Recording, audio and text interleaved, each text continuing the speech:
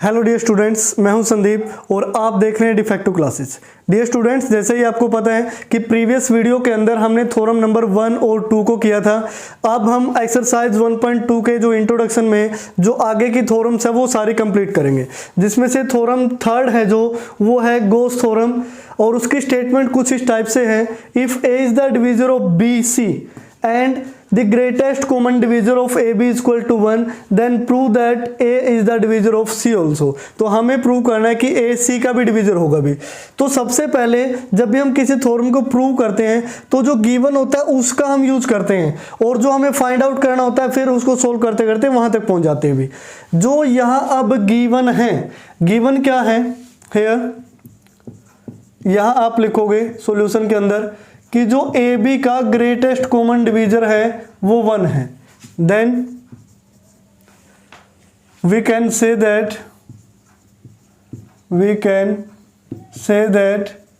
कि जो m into A है प्लस n इंटू बी है इज इक्वल टू क्या होगा, 1 होगा। ये थ्योरम नंबर सेकंड में पढ़ा था अभी, where m and n are integers.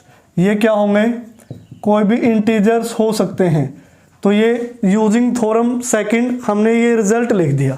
उसके बाद अब अगर इसकी वैल्यू क्या है, 1 है, तो अब मुद्दा यहां से आता है। हियर जो ए है वो डिवीजर है बीसी का, ए है जो बीसी को डिवाइड करता है। तो मैं ये लिख सकता हूं कि बीसी को अगर हम a से डिवाइड करें तो सम इंटीजर k आएगा, where k belongs to an integer. Clear, k क्या हो सकता है, कोई इंटीजर हो सकता है भी।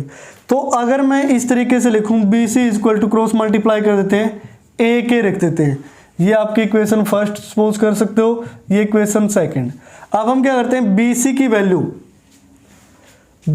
वैल्यू अब अगर हम यहां पुट करें, अब यहां तो BC है ही नहीं पुट करने के लिए, तो हम क्या करते हैं, इक्वेशन 1 को मल्टीप्लाइंग इक्वेशन 1 बाय C। तो C से जब हम मल्टीप्लाई करेंगे तो ये बनेगा MAC plus NBC equal to C, ताकि हम BC की वैल्यू पुट कर सकें। ठीक है ना। तो अब BC की वैल्यू इस इक्वेशन में पुट कर देते हैं, तो ये बनेगा MAC plus N into BC की जगह हम लिख सकते हैं AK equal to C। Clear. अब दोनों में से A कॉमन दिखाई दे रहे हैं, यहाँ से वैल्यू क्या आई MC, ये स्मॉल m लिखना है हर जगह, MC यहाँ से प्लस NK इक्वल टू क्या आया C। अब ध्यान से देखिए, A की मल्टीप्लाई अगर हम इस ब्रैकेट से करें, और ये ब्रैकेट क्या है, कोई भी इंटीजर हो सकती है, तो वो तब जाके C आता है, यानी कि C is the multiple of A। अगर C इज मल्टीपल है A का तो हम लास्ट में क्या लिखते हैं, हैंस A क्या होगा, डिवीजर होगा C का, जो हमें प्रूव करना था। क्लियर। तो ये है आपकी थ्योरम नंबर थर्ड, जिसको एक स्पेशल नाम दिया जाता है गॉस थ्योरम। ठीक है ना। अब बढ़ते हैं थ्योरम नंबर 4 की ओर। थ्योरम नंबर 4 क्या कहती है, if the greatest common divisor of A B equal to 1 and C is the divisor of A, then the divisor greatest common divisor of C and B equal to क्या होगा, 1 होगा। ये हमें prove करना भी। तो इसके लिए देखिए, जो गिवन है उसी का यूज करते हैं। हेयर हमें गिवन है कि जो ए बी का ग्रेटेस्ट कॉमन डिवीजर है वो क्या है, 1। Then using theorem second we can write, अब हम क्या लिख सकते हैं, m into A plus N B equal to हम क्या लिख सकते हैं, 1 लिख सकते हैं। एंड और जो दूसरा हमें गिवन है, अब यहां आप लिख दिया करें where m and n belongs to integer. अब दूसरा हमें गिवन है कि c is the divisor of a। इसका मीनिंग क्या हुआ, अगर हम a को c से डिवाइड करें तो सम इंटीजर क्या आना चाहिए, k आना चाहिए। कुछ भी मान लो, k d जो भी आपका दिल करे। तो a को हम क्या लिख सकते हैं, k इंटू c लिख सकते हैं भाई। a को हमने क्या लिख दिया, k इंटू c। तो अब ये वैल्यू इस इक्वेशन के अंदर पुट कर देते हैं। तो m इंटू ए की जगह क्या पुट करोगे, K C plus N B equal to क्या आया 1। हमें बी सी का जो ग्रेटेस्ट कॉमन डिवीजर है वो 1 प्रूव करना है। तो अगर मैं इसको ऐसे लिखूँ सी इंटू में एम के, या फिर ऐसे लिख सकते हैं एम के, इसको ब्रैकेट लगा के सी प्लस एन ब्रैकेट लगा के बी इक्वल टू 1, जहाँ पे वेयर अब एम भी इंटीजर के भी इंटीजर, तो एम के भी किससे बिलोंग करता है इंटीजर से, और एन भी किससे बिलोंग करता है इंटीजर से। तो अगर किन्हीं दो नंबर को हम इस फॉर्म में लिख रहे हैं और वैल्यू क्या आ रही है 1, तो थ्योरम नंबर सेकंड क्या कहती थी कि इसकी जो लिस्ट वैल्यू है अगर 1 है, दिस मीन्स ये जो बी और सी है इसका ग्रेटेस्ट कॉमन डिवीजर क्या होगा, thus the greatest common divisor of B and C equal to हम क्या लिख सकते हैं 1। तो ये है आपकी थ्योरम नंबर 4। उसके बाद देखिए थ्योरम नंबर 5। जो थ्योरम नंबर 5 क्या कहती है, if A M N are non zero integer, अगर ए एम और एन ये तीनों क्या है नॉन जीरो इंटीजर हैं, यानी कि जीरो ना हो, then the greatest common divisor of A M N equal to क्या होगा 1 होगा। और वो किस कंडीशन पे, इफ एंड ओनली इफ, अगर ये पॉसिबल है, this means greatest common divisor of M A and M equal to 1 हो और GCD of A N equal to क्या हो 1 हो। और ये काफी इंपॉर्टेंट थ्योरम है, कई बार एग्जाम में रिपीट भी हो चुकी है अभी। तो इसको देखते हैं कि सबसे पहले जो गिवन है वो क्या है। अगर ये कब होगा, इफ एंड ओनली इफ इस कंडीशन पे, तो इसके प्रूफ में हम स्टार्टिंग में यही सपोज कर लेते हैं, लेट कि जो ग्रेटेस्ट कॉमन डिवीजर है GCD of A M N equal to क्या है 1, देन बाय यूजिंग थ्योरम 2, तो थ्योरम 2 का हम इस्तेमाल करते हैं, तो हम क्या लिख सकते हैं कि a into X plus M N into Y equal to क्या होगा 1 होगा। तो हम ऐसा लिख सकते हैं भी, क्लियर। अब ऐसा हमने लिखा है, अगर मैं इसको थोड़ा अलग फॉर्म में लिखूं कि a इंटू में x, और मैं यहाँ लिख देता हूँ m को बाहर निकाल लेता हूँ into N Y equal to 1। अब यहाँ पे वे x कोमा और ये जो एन वाई है ये क्या है इंटीजर है।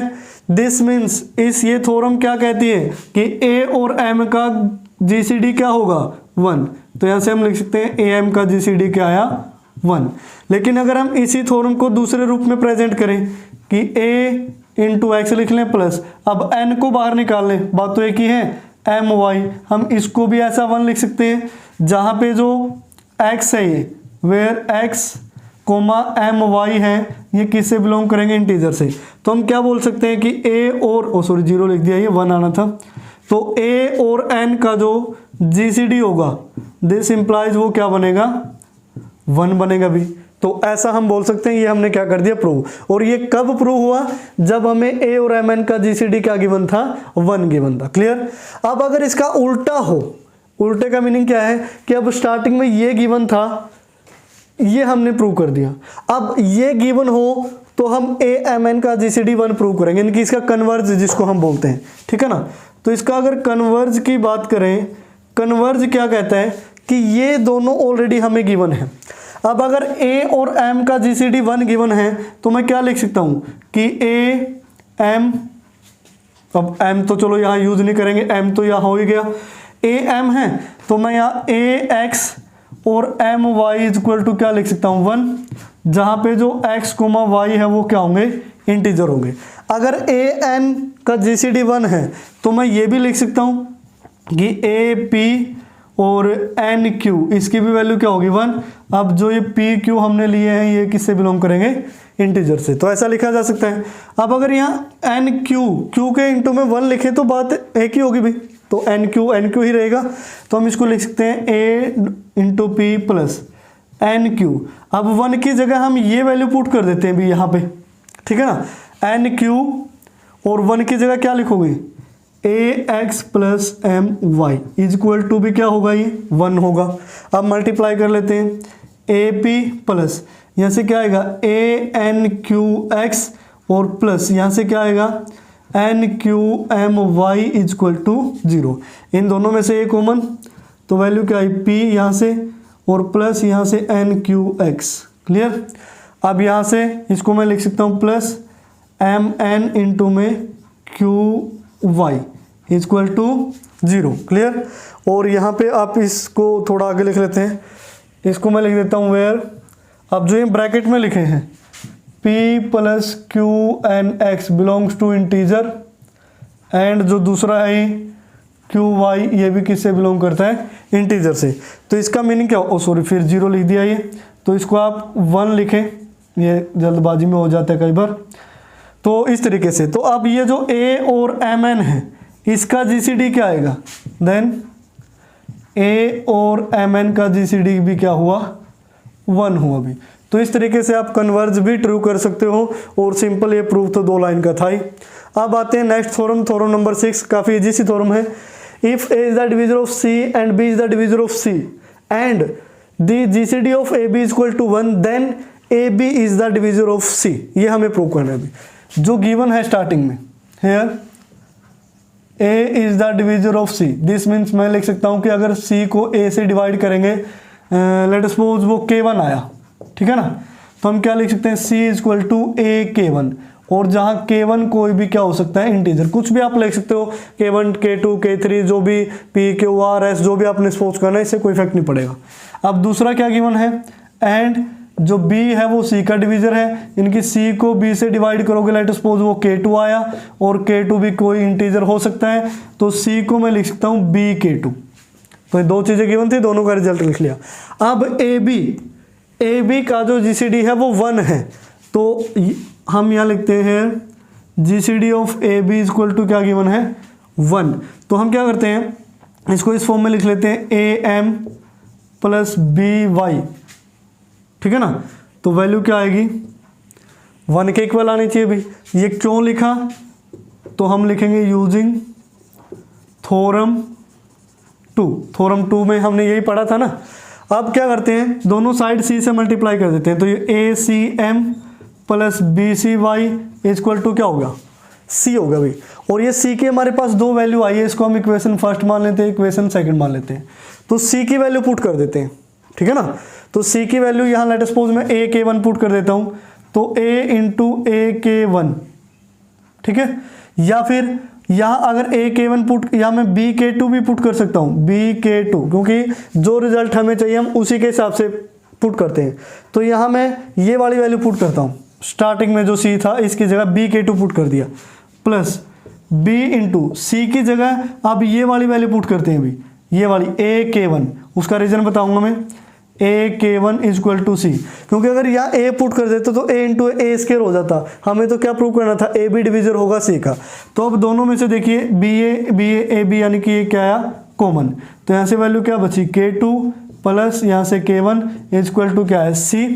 दिस मीन्स c है जो वो क्या होगा, ए बी का मल्टीपल होगा, हैंस तो यहाँ से हम क्या लिख सकते हैं, A B is the divisor of c। तो इस वजह से मैंने यहाँ जो स्टार्टिंग में a k1 लिख दिया था उसको चेंज करना पड़ा, क्योंकि फिर मैंने यहाँ से ध्यान में आया कि ये ए बी को हमने प्रूव करना था, a स्क्वायर को नहीं। क्लियर, तो इस चीज़ों का आप ध्यान रखें। तो यह है बिल्कुल सिंपल सी थ्योरम नंबर 6।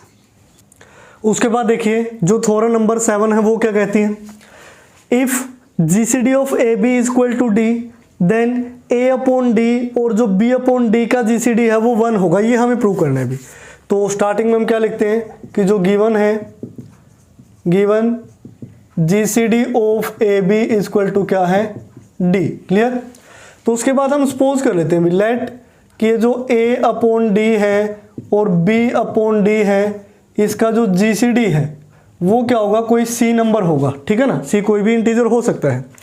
तो उसके बाद अब अगर सी इनका जीसीडी है तो इसका मीनिंग क्या हुआ, this means C divides A upon D and B upon D completely, ठीक है ना।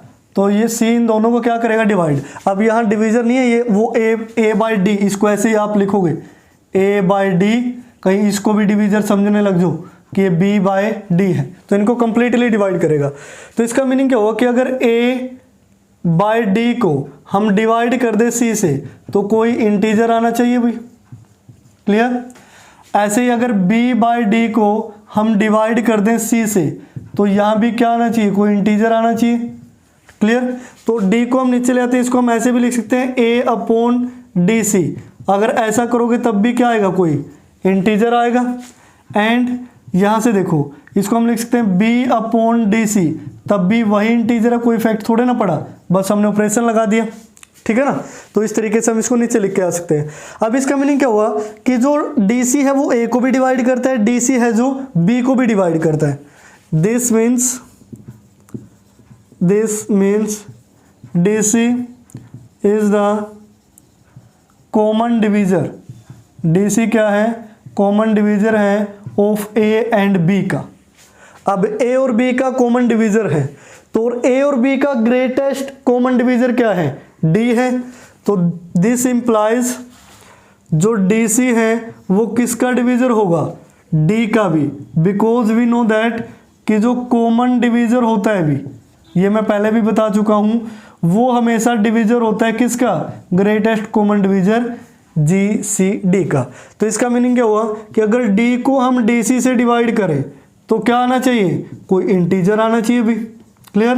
तो हम डिवाइड करते हैं, D से D कैंसिल हुआ, तो जो 1/c है वो हमारा क्या आएगा, इंटीजर आएगा भी, क्लियर। अब 1 के डिवाइड में क्या लिखे कि इंटीजर आ जाए, 0 नहीं लिख सकते, 2 3 4 5 6 कुछ भी लिखोगे तो इंटीजर नहीं बनेगा, सिर्फ और सिर्फ एक कंडीशन पे। अब ये पॉसिबल है इफ एंड ओनली इफ, आप यहां लिख सकते हो इफ एंड ओनली इफ, अगर c की वैल्यू क्या हो जाए, 1 हो जाए भी ये कंडीशन तभी इंटीजर बन सकती है जब c की वैल्यू क्या होगी, 1, और c की वैल्यू 1 होगी तो हम यहाँ पुट कर देंगे। दिस मीन्स जो हमें प्रूव करना था वो हमारे पास आ गया कि इसका जो GCD है वो 1 होगा, क्लियर। तो ये हुई आपकी थ्योरम नंबर 7।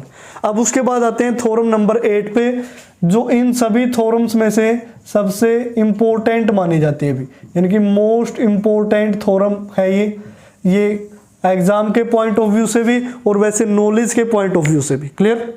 उसके बाद हमें यह प्रूव करना है कि the product of two positive integer is equal to the product of their LCM and GCD। अब पहले तो मैं एक बार इस GCD को एक्सप्लेन कर देता हूं कि ये जो GCD आप लिखते हैं ना, इसमें ज्यादा कंफ्यूज होने की जरूरत ही नहीं है, इसका दूसरा नाम HCF होता है। देखो जब हम जूनियर क्लासेज में थे 7th 8th से पढ़ते आ रहे हैं कि 2 नंबर का HCF और एलसीएम प्राइम फैक्टराइजेशन से कैसे निकालना है।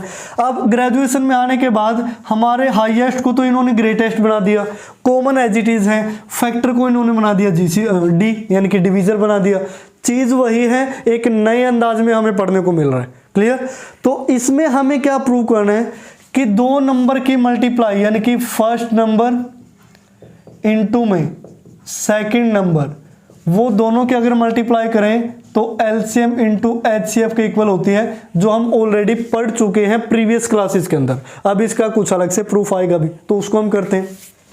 तो इसको प्रूव करने के लिए हम मान लेते हैं let A and B are any 2 positive integer. तो हमने क्या मान लिया, कोई भी 2 पॉजिटिव इंटीजर मान लिए भी। नाउ अब हमें क्या प्रूव करना है, वी हैव टू प्रूव, हमें प्रूव करना है कि अगर A की मल्टीप्लाई B के साथ करें तो वो क्या आना चाहिए, एलसीएम ऑफ AB, जिसको हम कैपिटल ब्रैकेट से शो करते हैं, इनटू में ग्रेटेस्ट कॉमन डिवीजर यानी कि HCF ऑफ AB। इनकी नोटेशन आपको पता होना चाहिए अगर आप एंटिटी पढ़ रहे हैं तो। उसके बाद तो हम इसको प्रूव करने के लिए मान लेते हैं लेट जो AB का GCD या ग्रेटेस्ट कॉमन डिवीजर वो कोई नंबर C है जो कोई भी इंटीजर हो सकता है भी, C belongs to integer, clear. अब अगर greatest common divisor of AB वो C के इक्वल है, इसका मीनिंग क्या हुआ कि C है जो वो A को भी डिवाइड करेगा, लेट सपोज कोई X वैल्यू आएगी, एंड जो C है वो सॉरी उल्टा लिख दिया, A/C लिखना था ना, तो A को डिवाइड करेगा C, इसका मीनिंग है वो, कई बार हो जाता है जल्दबाजी में। तो यहाँ क्या है, जो C है वो B को भी डिवाइड करेगा, तो B/C लेट सपोज ये Y मान लेते हैं, और X Y यहाँ दोनों क्या है, इंटीजर है, तो कुछ ना कुछ तो इंटीजर आएगा ही। अब अगर आप यहाँ से A की वैल्यू निकालते हो तो वो आती है CX, एंड अगर B की वैल्यू निकालते हो तो वो आएगी CY। सिंपल सा फंडा है भी ये तो। अब उसके बाद अगर मैं आपसे बोल रहा हूँ कि आप एलसीएम निकालो किसका, A एंड B का, ठीक है, तो आप ये भी बोल सकते हो कि नहीं सर हम तो एलसीएम निकालेंगे CX एंड CY का, भी ये भी आपकी बात भी सही है। भी आप ए की जगह CX रख सकते हो, बी की जगह CY रख सकते हो, तो HCF तो एक ही आएगा ना। अब अगर मैं आपको 2 नंबर दे दूं कि x² और एक XY है, इनका HCF निकालना, बहुत सारे क्वेश्चन में हम निकाल चुके हैं। अब देखो दोनों में एक x तो कॉमन फैक्टर है ही, और एक x यहां से गया, एक वहां से, x² y इसका क्या हुआ, एलसीएम हुआ। x² y x² से भी डिवाइड होता है, xy से भी डिवाइड होता है। ऐसे ही जब आप cx और cy का एलसीएम निकालोगे, यानी कि LCM of cx and cy, LCM का मीनिंग होता है लिस्ट कॉमन मल्टीपल, यानी कि एक ऐसा नंबर जो किससे डिवाइड हो, cx से भी और cy से भी। क्लियर। तो हम क्या करते हैं कि दोनों में c तो क्या है कॉमन, और xy, तो ये एक ऐसा नंबर मिल गया जो cx से भी डिवाइड होता है, cy से भी डिवाइड होता है। क्लियर। cxy ये किससे डिवाइड होता है, देखो cx से डिवाइड करोगे तब भी हो जाएगा, cy से डिवाइड करोगे तब भी वही हो जाएगा। क्लियर। अब हमें क्या प्रूव करना है कि a इंटू बी किसके इक्वल होगा, एलसीएम ऑफ ए बी, और उसके बाद इनटू में HCF नहीं लिखते, इसको GCD लिख लेते हैं, GCD of A and B, bracket में ना लिखो इसको, A एंड B लिखो ब्रैकेट में, फिर वही GCD लगेगा। ठीक है ना। क्लियर। तो A इंटू बी, अब दोनों का जो एलसीएम आया है वो क्या आया है, CX into Y into GCD हमने क्या लिया था, C। अगर मैं इसको ऐसे लिखूं A into B equal to CX पहले लिख लेते हैं इंटू में, और ये CY बाद में लिख लेते हैं। देखो A की वैल्यू CX थी कि नहीं, देखो कहाँ से था, हाँ ये रहा, A की वैल्यू CX थी और B की वैल्यू CY थी कि नहीं, तो ये रही। दिस मीन्स यहाँ से क्या हुई, left hand side equal to right hand side, तो ये हमारी थ्योरम क्या होगी, प्रूफ। तो बिल्कुल आसान सा शॉर्ट सा प्रूफ है। तो इस तरीके से आप थ्योरम नंबर 8 को प्रूव कर सकते हो।